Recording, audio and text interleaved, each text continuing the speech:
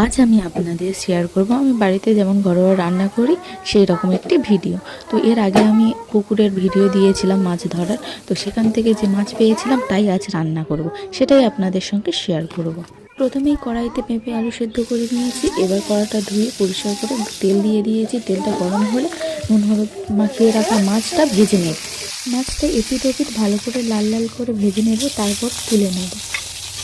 আমার ভিডিও আপনাদের কেমন লাগে অবশ্যই কমেন্টে জানাবেন। আর এদিকে আপনাদের সঙ্গে গল্প করতে করতে আমার ওই মাছগুলো ভাজা হয়ে গেছে। আর এই কই মাছটা আমার মেয়ের জন্য ভাজা করব, কারণ ও তো ছোটো, ও ঝাল জিনিস খেতে পারবে না, তাই ওর জন্য আঝোলো করে দেবো। এদিকে একটু চুনো মাছ করবো, তাই একটু আদা রসুন বেটে নিচ্ছি। তারপর কড়াইতে তেল দিয়ে ফোড়নের জন্য একটু জিরে দিলাম, তারপরে পেঁয়াজ, পরিমাণ মতো নুন হলুদ দিয়ে একটু সামান্য জল দিয়ে দিলাম। তারপরে টমেটো কুচি দিয়ে একটু কষিয়ে সেদ্ধ করা পেঁপে আলুটা দিয়ে দিলাম।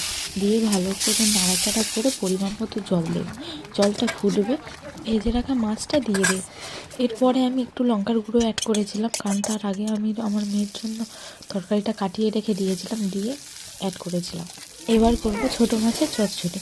তো প্রথমে কড়াইতে তেল দিয়ে শুকনো লঙ্কা জিরে ফোড়ন দিয়ে পেঁয়াজ দিয়ে ভালোভাবে নাড়াচাড়া করব। তারপরে আদা রসুন অ্যাড করেছি, দিয়ে কাঁচা টমেটো অ্যাড করলাম। এই কাঁচা টমেটো দিয়ে চুনো মাছ, এই দুটোর কম্বিনেশন একটা আলাদাই ভালোবাসা। তারপরে পরিমাণ মতো নুন হলুদ লঙ্কার গুঁড়ো দিয়ে সামান্য জলও অ্যাড করেছিলাম, সেটা দেখানো হয়নি।